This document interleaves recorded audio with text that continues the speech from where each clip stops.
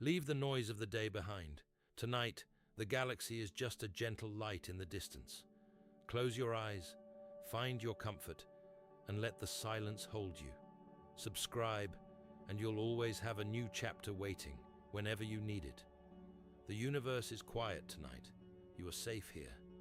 Let your breathing slow down, matching the slow turn of the stars. Let's drift together into the story of the cosmos. The air augmented for one cause or another, and the result of each fresh deposit was locked up in snow. After a certain point, the cap would grow in depth rather than in extension. The winter deposit would be thicker, but the summer evaporation would remain the same.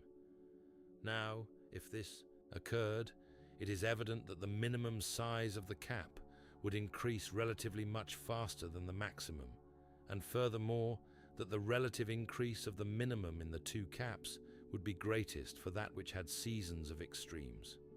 The result we see in the case of the Earth. In the Arctic cap, where in consequence of the eccentricity of the orbit, the winter is shorter, the maximum is less than in the Antarctic, and this extra amount of precipitation cannot be wholly done away with in its intenser summer, so that the minimum too is greater there. We reach then this interesting conclusion. We find that eccentricity of orbit by itself not only causes no universal glaciation in the hemisphere, which we should, incidentally, suppose likely to show it, but actually produces the opposite result, in more than offsetting by summer proximity what winter distance brings about. To cause extensive glaciation, we must have, in addition to favorable eccentricity, a large precipitation. With these two factors combined, we get an ice age, but not otherwise. The result has an important bearing on geologic glacial periods and their explanation. Once formed, an ice sheet cools everything about it and chills the climate of its hemisphere. It is a perpetual storehouse of crisp.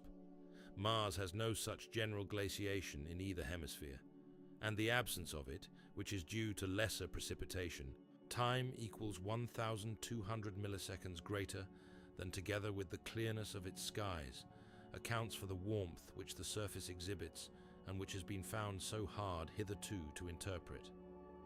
Could our Earth but get rid of its oceans, we too might have temperate regions stretching to the poles. Chapter 6. Martian Polar Expeditions. Polar expeditions exert an extreme attraction on certain minds, perhaps because they combine the maximum of hardship with the minimum of headway. Inconclusiveness certainly enables them to be constantly renewed, without loss either of purpose or prestige. The fact that the pole has never been trod by man constitutes the lodestone to such undertakings, and that it continues to defy him only whets his endeavor the more. Except for the demonstration of the polar drift current conceived of and then verified by Nansen, very little has been added by them to our knowledge of the globe, nor is there specific reason to suppose that what they might add would be particularly vital. Nothing out of the way is suspected of the pole beyond the simple fact of being so positioned. Yet for their patent inconclusion, they continue to be sent in sublime superiority to failure. Martian polar expeditions, as undertaken by the astronomer, are the antipodes of these pleasingly perilous excursions in three important regards, which, if less appealing to the gallery, commend themselves to the philosopher. They involve comparatively little hardship. They have accomplished what they set out to do, and the knowledge they have gleaned has proved fundamental to an understanding of the present physical condition of the planet. The antithesis in pole pursuing between the two planets manifests itself at the threshold of the inquiry, in the relative feasibility with which the phenomena on Mars may be scanned. For curiously enough, instead of being the pole and its surrounding paleocrystic ice which remains hidden on Mars, it is rather the extreme extent of its extension and the lowest latitudinal deposit of frost which lies shrouded in mystery. The difficulty there is not to see the pole, but to see in winter the regions from which our own expeditions set out, and this because the poles are well displayed to us at times which are neither few nor very far between. while favorable occasions for marking the edge of the caps, when at their greatest, have neither proved so numerous nor so favorable. The tilt of the planet's axis, when conveniently placed for human observation, has been the cause of the one drawback: the planet's meteorological condition in those latitudes at that season. The reason for the other: what knowledge we have of the size of the caps in degrees upon the surface of the planet at this, their extreme equatorward extension, has been given in the last chapter. Their aspect at the time, together with what that aspect betokens, was not there touched upon. With it, therefore, and the peculiarities it presents to view, we shall begin our account of the cap's annual history. When first the hemisphere, the pole of which has for half a Martian year been turned away from the sun, begins to emerge from its long hibernation, the snow cap which covers it down even to temperate regions presents an undelimited expanse of white, the edges of which merge indistinguishably into the groundwork color of the regions round about. Of a dull, opaque hue along its border, its contour is not soft, but fades off in a fleecy fringe, without hard and drifting line of demarcation. Such, notably, was the aspect of the North Temperate Zone in 1896, when, tilted as it then was, away from us into a mere northern horizon of the planet's limb, it showed prior to the definite recognition of the North Polar Cap in August of that year, and such too was the look of the disk's southern edge, both before and after the first certain detection of the southern cap in 1903 and 1905. Each was then in the depth of winter, for in Martian chronology, the season corresponded in each at the time to what we know in our northern hemisphere as the latter part of February and the early part of March, and the appearance of the planet's surface in both was not unlike what we know at the same season in latitude 45 degrees. Indeed, there is reason to suppose bad weather there then, and the extreme fringe from the pale tint it exhibited to have been cloud rather than snow. It is quite in keeping with what we know on Earth, or can conceive of elsewhere, that such aspect should characterize the cap at or near the attainment of its greatest development. Whether it were not yet quite arrived at this turning point of its career, or had but slightly passed it, a vagueness of outline would in either event proclaim the fact. For were the frost still depositing, the cap's edge would show indefinite, and on the other hand, had it just begun to melt, evaporation would give it an undefined edge before the melting water had gathered in sufficient quantities to be itself noticeable. Its behavior subsequent to recognition bore out the inference from its aspect when it first appeared.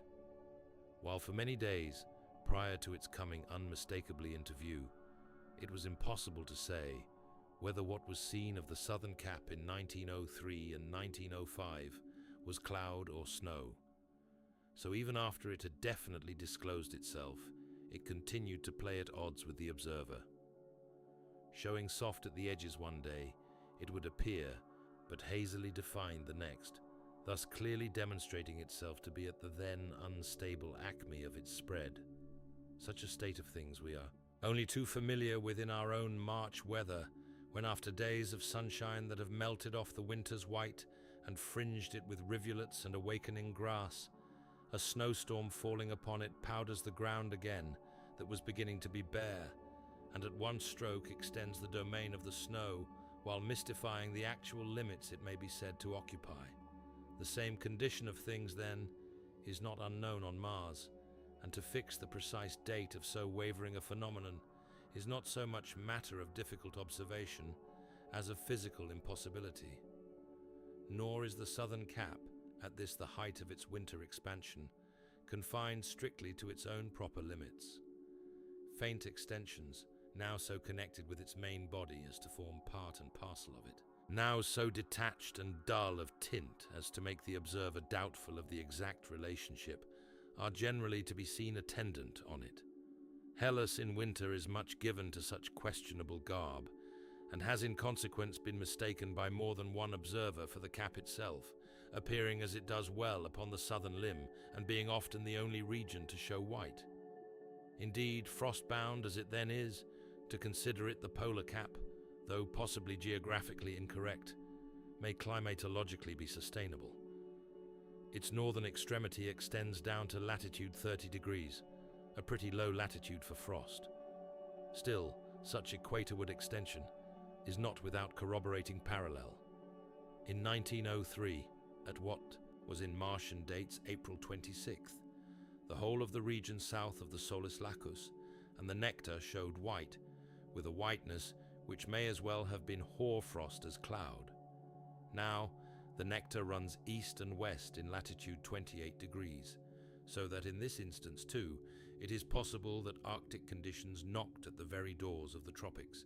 Encroachment of the sort is equivalent to snow in Cairo, and permanent snow at that. Not an occasional snow flurry, but something to linger on the ground and stay visible 60 millions of miles away. Knowledge of either cap in this, the midwinter of its year, has been a matter of the most recent oppositions of the planet. Up to within the last few years, our acquaintance with either cap was chiefly confined to the months, one might almost say the weeks, immediately surrounding the summer solstice of its respective hemisphere. The behavior of the caps during the rest of their career was largely unknown to us, from the very disadvantageous positions they occupied at the times the planet was nearest to the Earth. Beginning with 1894, however, our knowledge of both has been much extended by a proportionate extension of the period covered by the observations. It used to be thought impracticable to observe the planet far on either side of opposition. Now it is observed from as much as 4 months before that event to the same period after it. The result is a systematic series of observations, which in many ways has given unexpected insight into Martian conditions. One of the benefits secured has been the lengthening of the period of study of the cap's career, a pushing of inquiry farther back into its spring history, and a longer lingering with it in its autumnal rebuilding. Yet up to the very last opposition, a gap in its chronology still remained between February 25th and April 1st. The opposition of 1905 has bridged this hiatus and brought us down to the latter date, at which the melting of the cap begins in earnest. From this point, April 1st on, we have abundant evidence of the cap's behavior. Its career now for some time is one long chronicle of contraction. Like Balzac's Peau de Chagrin, it simply shrinks, giving out of its virtue in the process. The cap proceeds to dwindle almost under the observer's eye till, from an enormous white counterpane spread over all the polar and a large part of the temperate zone, its area contracts to but the various nightcap of what it was before. From 70 degrees across, it becomes 60, then 50, then 40, till by the middle of the Martian May, it has become not more than 30 degrees in diameter. During this time, from the moment the melting began in good earnest, the retreating white is girdled by a dark band of a blue tint which keeps pace with the edge of the cap, shrinking as it shrinks and diminishing in width as the volume of the melting decreases. After the melting has been for some time underway and the cap has become permanently bordered by its dark blue band, a peculiar phenomenon makes its appearance in the cap itself. This is its fission into one or more parts. The process begins by the appearance of dark rifts, which, starting in from the cap's exterior, penetrate into its heart, until at last they cleave it in two. Rifts have been seen by several observers and in both caps, and what is most suggestive, they always appear in the same places, year after year. Sometimes oppositions elapse between their several detections, for they are not the least difficult of detail. But when they are caught, they prove to lie just where they did before. The permanency in place of the rifts, a characteristic true of them all, shows them to be of local habit. Thus the rift of 1884 and 1897 reappeared again to another observer in the same position in 1901. They are, therefore, features of, or directly dependent on, the surface of the planet. But it will not do from this fact to infer that they are expressive of depressions there. The evidence is conclusive that great irregularities of surface do not exist on Mars. As we shall see when we come to consider the orology of the planet, it is certain that elevations there of over 2,000 or 3,000 feet in altitude are absent. Differences of temperature, able to explain a melting of the ice in one locality, coincidentally with its retention in an adjacent one. Time equals 1,200 milliseconds greater than must in consequence be unknown. And this much more conclusively than at first appears, for the reason that the smaller the planet's mass, the less rapidly does its blanket of air thin out in ascent above the surface. This is in consequence of the greater pull the larger body exerts and the greater density it imparts to a compressible gas like our atmosphere. Gravity acts like any force producing pressure, and by it, the envelope of air is squeezed into a smaller compass. But as this is done throughout the atmospheric layer, it means a more rapid rarefaction as one leaves the body. The action is such that the height necessary to reach an analogic density varies inversely as the gravity of the mass. In consequence of this, to compass a relative thermometric fall, for which a moderate difference of elevation would suffice on Earth, an immoderate one must be made on Mars. For gravity, there being but 3/8 what it is here, 8/3 the rise must be made to attain a proportionate lowering of temperature. This fact renders the above argument against elevation and depression being the cause of the phenomenon 3 times as cogent as it otherwise would be. With so gradual a gradient in barometric pressure there, and so low a set of contour lines, altitude must be a negligible factor in Martian surface meteorologic phenomena. Both density and temperature can be but little affected by such cause, and we must search elsewhere for explanation of what surface peculiarities we detect. Meanwhile, the rifts themselves, from being lines which penetrate the cap from its periphery and toward its center, end by traversing it in its entirety and separating portions which, becoming outlying subsidiary patches, themselves proceed to dwindle and eventually disappear. The rifts usually take their rise from such broader parts of the cap-encircling blue belt as make beads upon that cordon, and are clearly spots where the product of the melting of the cap is either specially collected or produces its most visible effect. So far, the description might apply with substantial accuracy to either cap. Yet the conduct of the two is in some ways diverse and begins to accentuate itself from this point on. From the time that the North Polar Cap reaches a diameter of about 25 degrees, a singular change steals over it. From having been up to then of a well-defined outline, it now proceeds to grow hazy and indistinct all along its edge. This change in its character at the same period of its career has been quite noticeable at each of the 3 last oppositions, so that small doubt remains that the metamorphosis is a regularly recurrent one in the history of the cap. Coincident with the obliteration of its contour, its dimensions seemingly enlarge. It is as if a hood had been drawn over the cap of a dull white, different from the dazzling brilliance of the cap itself and covering more ground. Such is probably what occurs, with vapor for veil. The excessive melting of the cap produces an extensive evaporation, which then in part condenses to be deposited afresh, in part remains as a covering, shutting off from our view the outlines of the cap itself. It would seem that at this time the cap melts faster than the air can carry it off.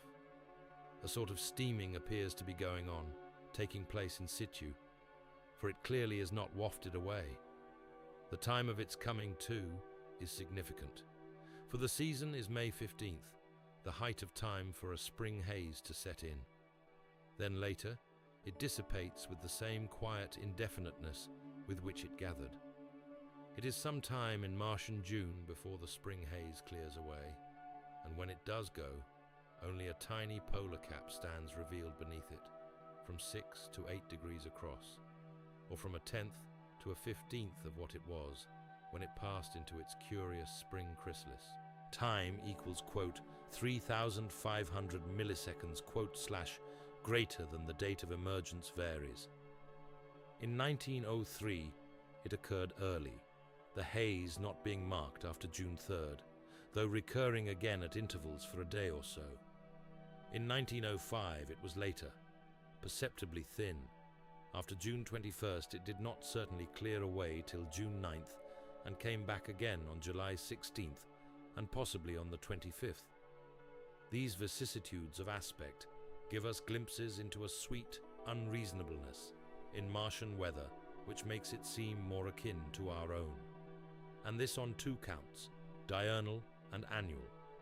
From day to day, atmospheric conditions shift for purely local cause, while furthermore, successive Martian years are not alike. In some the season is early, in others late. Time equals, quote, 3,500 milliseconds, quote slash, so that Mars is no more exempt than are we from the wantonness of weather. Clearly disclosed, thus reduced to its smallest possible terms, it remains for some months of our days, for 6 weeks of its own. During that period, it continues practically unchanged, neither increasing nor decreasing significantly in size, nor altering notably in aspect. Measures of the drawings of it then make it from 5 to 8 degrees across, and it is possible that it really fluctuates between narrow limits, though its clear-cut outline at all times renders the variation difficult to explain.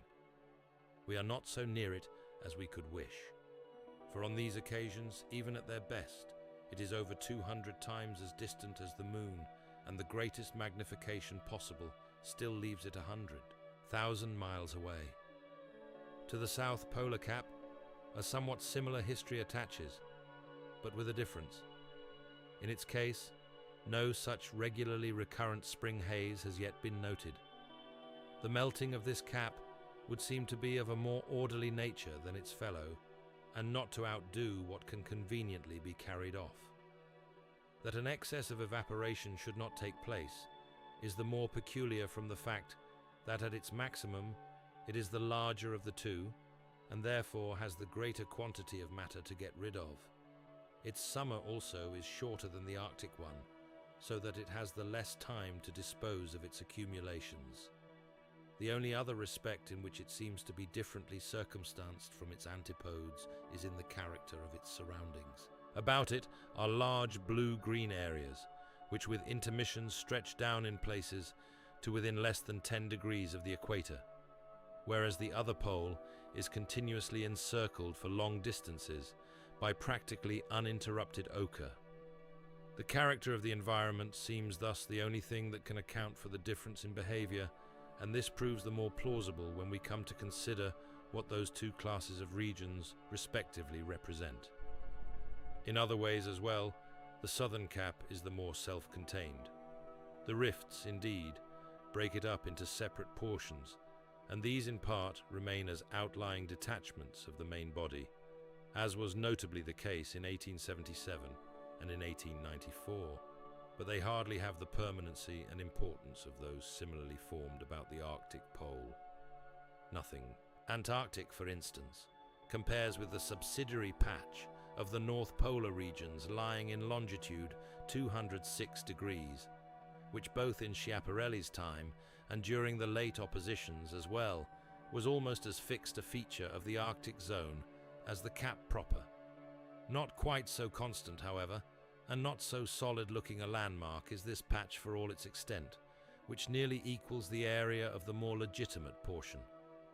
It bears on its face a more pallid complexion, as if it were thinner, and this is borne out by the fact that it occasionally disappears, an event which so far at least has never befallen the northern cap itself. Less constant, the southern one, is to its own minimum than the northern. In some seasons, in most, in fact, it reaches, like the other, a more or less definite limit of diminution, which it does not pass. But this is not always the case. In 1894, it disappeared entirely at the height of its midsummer.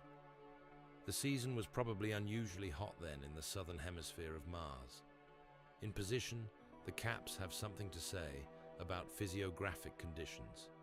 Both caps at their minima are then irregular, and the center of the south one is markedly eccentric to the areographic pole. It lies some 6 degrees north along the 30th meridian. The northern one is also probably eccentric, but much less so, with a divergence not much exceeding a degree and of doubtful orientation. Not only are both caps not upon their respective poles, but they are not opposite each other, the one lying in longitude 30 degrees, the other in 290 degrees. This speaks, of course, for local action. In some wise, this must depend on the configuration of the surface, yet so far as markings go, there is nothing to show what the dependence is. The excentering of the caps is paralleled by the like state of things on Earth. The pole of Crisp does not coincide in either hemisphere with the geographic pole. On the Earth, its position is largely determined by the distribution of the land masses. Continents are not such equalizers of heat as oceans because of their conductivity on the one hand and their immobility on the other. In winter, they part with their heat more quickly, and convection currents cannot supply the loss. Time equals, quote, 3,500 milliseconds, quote / this accounting for thermal pole eccentricity is inapplicable to Mars because of the absence there of bodies of water, and it is significant that the degree the earthly poles of Crisp are out much exceeds what is the case on Mars. Possibly areas of vegetation there replace to some effect areas of water. It is certainly in favor of this view that the Arctic regions there are more desert than the Antarctic, and that the North Pole of Crisp occupies more squarely the geographic pole. Not till 1903 did the actual starting again of either cap chance to be seen. Nor was this, indeed, a matter of hazard, but of persistent inquiry by observation prolonged after the planet had got so far away that its scanning had hitherto been discontinued. Such search, beyond the customary limits of observation, was essential to success because of the relation of the axial tilt to the position of the planet in its orbit. At an opposition well placed for nearness, the tilt is such as largely to hide the pole and to present the polar regions too obliquely to view for effective scanning. This is true both of the Arctic and the Antarctic regions in turn. For the Martian axis being inclined somewhat as our own is to the plane of the planet's orbit, we at times see well, and at times but poorly, the Arctic or Antarctic zones. The cap, the starting to form of which was thus caught, was the Arctic one. The date, 128 days after the northern summer solstice, or thereabouts. For as is perhaps natural, the advent of the phenomenon partook of the wave-like advance of such things familiar on Earth, an advance succeeded by a recession and then followed by another advance. So much is proof of local weather there as here. Hoar frost was successively deposited and then melted off. What is significant, the deposition of the frost took place simultaneously over large areas. The very first patch of it, in about longitude 320 degrees, extended at one stroke down to latitude 55 degrees, for it actually crossed the Pierius somewhat to the south. The second patch stretched to the east of the cap. 2 wings these made to the kernel of cap itself. Through the wings could be marked the line of the canal, the Pierius upon the one side, the Enipius upon the other. Such visibility of the canals through the white stretches proved the white not to be due to clouds suspended between us and them, but a surface deposit which found no lodgment upon the canals themselves.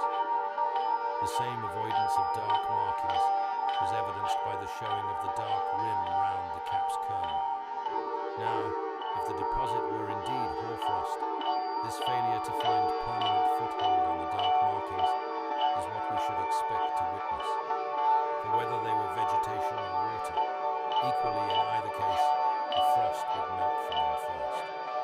Probably they were both vegetal, though some doubt might exist about the latter, the band around the kernel. It was then August 20th in that hemisphere.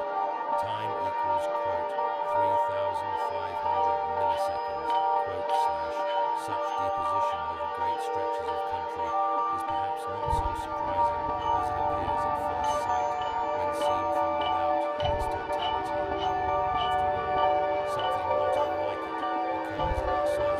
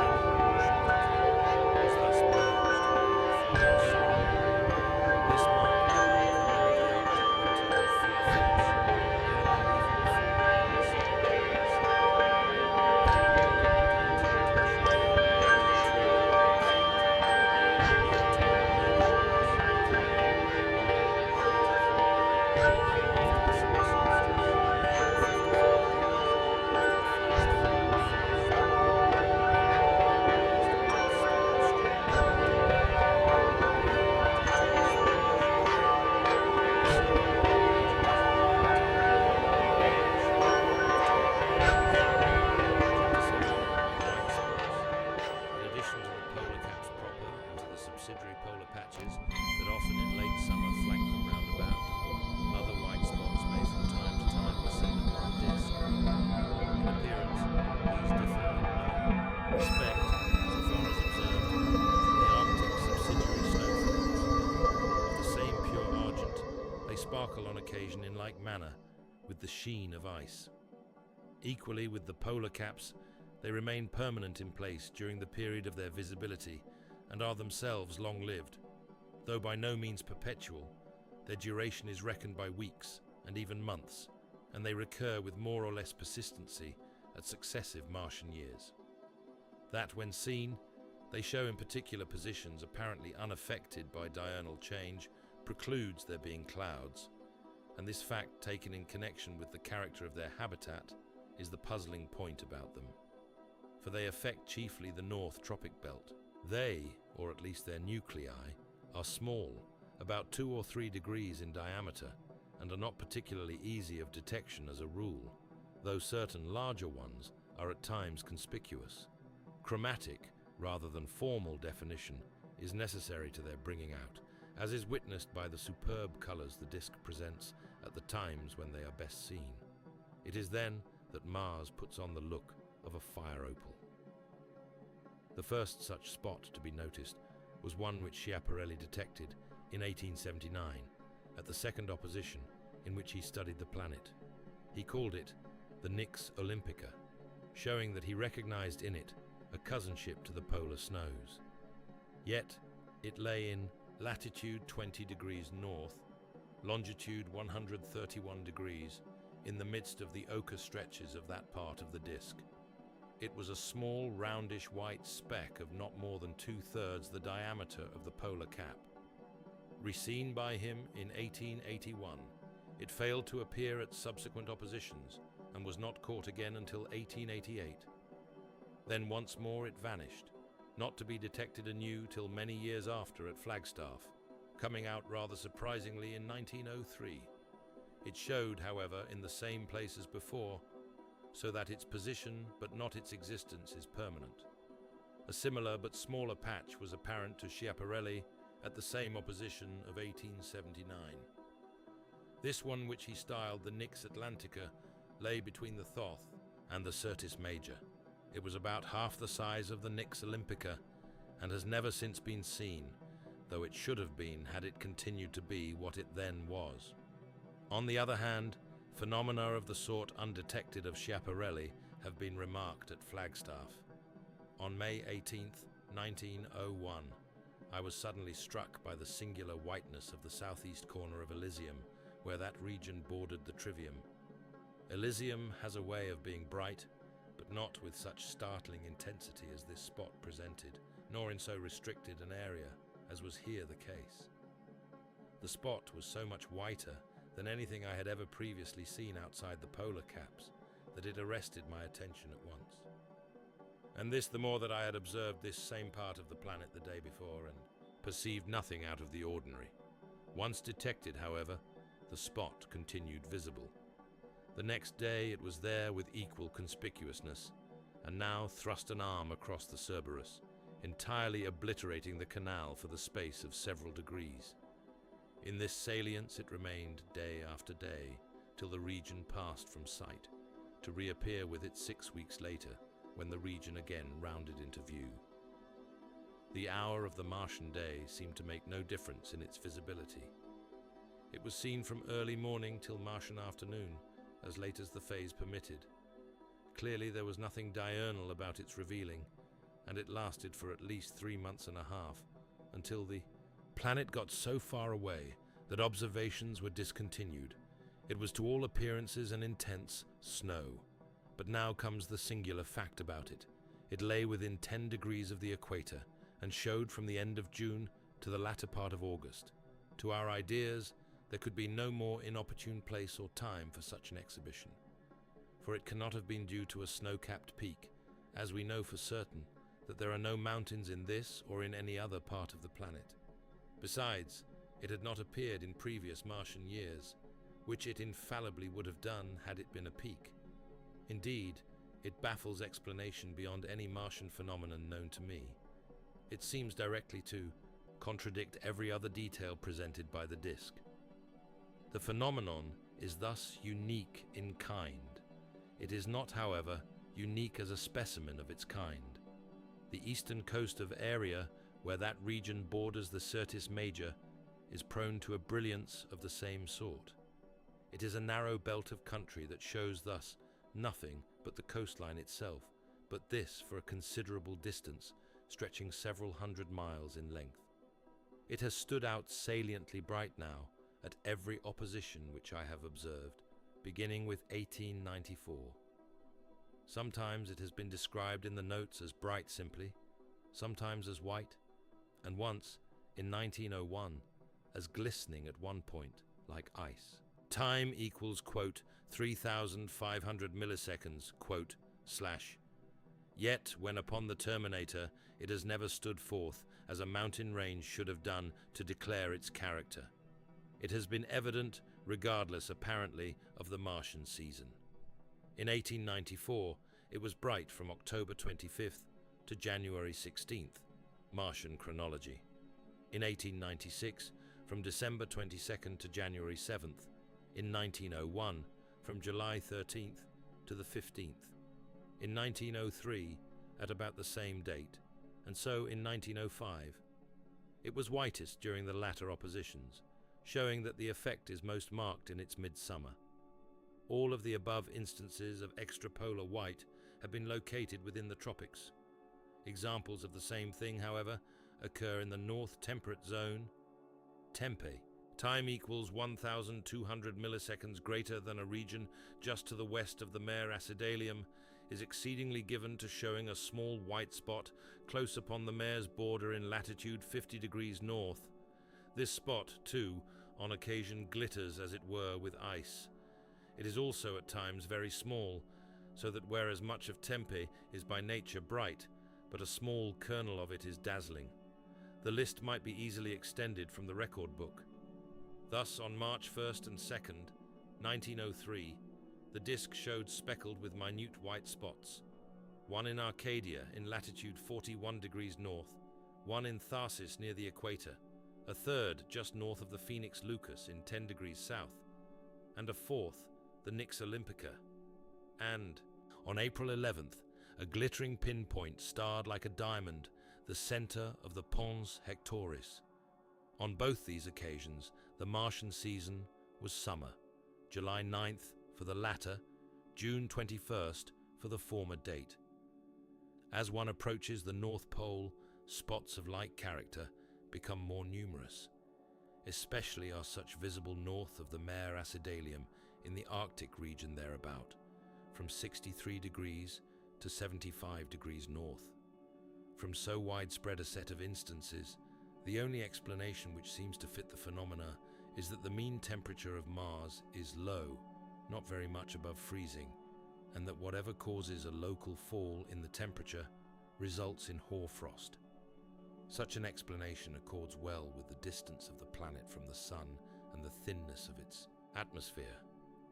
At the same time, it shows that the mean temperature over the greater part of the planet, the greater part of the time, is above the freezing point, and that consequently it is no bar to vegetation of a suitable sort.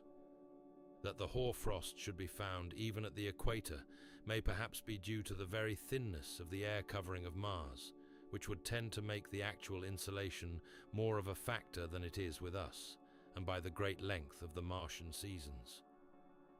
In midsummer, the greatest insolation occurs in the Arctic and temperate, not in the tropic regions. On the other hand, an atmosphere tends to accumulate heat for the tropics. With us, the latter factor is prepotent. It would be less effective on Mars. Then again, the double duration of summer would tend to emphasize insolation as the important factor in the matter. But it is possible that greater deposition plays a part in the matter.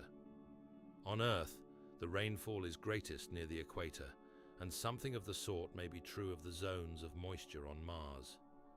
That the most striking spots are found to the west of large dark areas may in this connection have a meaning inasmuch as, such regions being vegetation covered, the air over them is probably more moisture laden. One point about the position of the spots is of moment. They have all been found in the northern hemisphere, or within 10 degrees of it in the southern equatorial region. This seems at first a question of hemispheres. But when we consider that the light areas of the surface are chiefly in the boreal hemisphere and in the South Tropic Belt, we perceive that it may be rather the character of the surface there than the particular hemisphere in the abstract that is decisive in the matter. Nevertheless, the austral hemisphere is the hemisphere of extremes, possessing a shorter, hotter summer and a longer, colder winter than its antipodes. This would not favor sporadic, small depositions of frost in summer, so much as would a climate of a more mean temperature. From the relative lack of atmospheric covering over the planet, we should expect the nights to prove decidedly cool, while the days were fairly warm. Of this, we have perhaps evidence in a singular aspect shown by the Mare Acidalium in June 1903. The account of it in the Annals reads thus: On May 22nd, an interesting and curious phenomenon presented itself. On that day, so soon as the Mare Acidalium had well rounded the terminator onto the disk, at lambda 352 degrees, the whole of its central part showed white, the edges of the marking alone remaining as a shell to this brilliant core. So striking was the effect that beside appearing in the drawing, it found echo in the notes. The next day, no mention is made of it, and a drawing made under lambda 20 degrees shows the mare as usual and the bright spot in Tempe in its customary place. Neither was anything of the sort noticed on the 24th and 25th, but on the 26th, the day of the projection, upon the terminator, the effect of the 23rd reappeared, the longitude of the center being 332 degrees. Fortunately, on that day, a further drawing was secured, which enabled its subsequent behavior to be followed. Made 3 hours later than the other, the longitude of the center being 13 degrees, this drawing shows the mare well on the disk, its whole area as dark as usual, and with Tempe bright to the right of it, toward the terminator. The terminator in question was the sunrise one, and we are offered two suppositions in explanation of the phenomenon. Either the white was due to a morning deposition of hoarfrost, which dissipated as the sun got up, or obliquity rendered some superficial deposit visible, which more vertical vision hid. That the former inference is the more probable seems hinted at by the simultaneous appearance from the 19th to the 26th of other areas of white between the mare and the pole. May 26th was 88 days after the northern summer solstice, and corresponded to July 31st on the Earth. Annals, Volume 3, Section 564. In this connection, mention may pertinently be made of Schiaparelli's repeated observation of regions that whiten with obliquity, a proclivity to which he particularly noticed Hellas and certain islands in the Mare Erythraeum to be prone. Here, as with the Mare Acidalium, we certainly seem to be envisaging cases of matutinal frost, melted by midday under the sun's rays.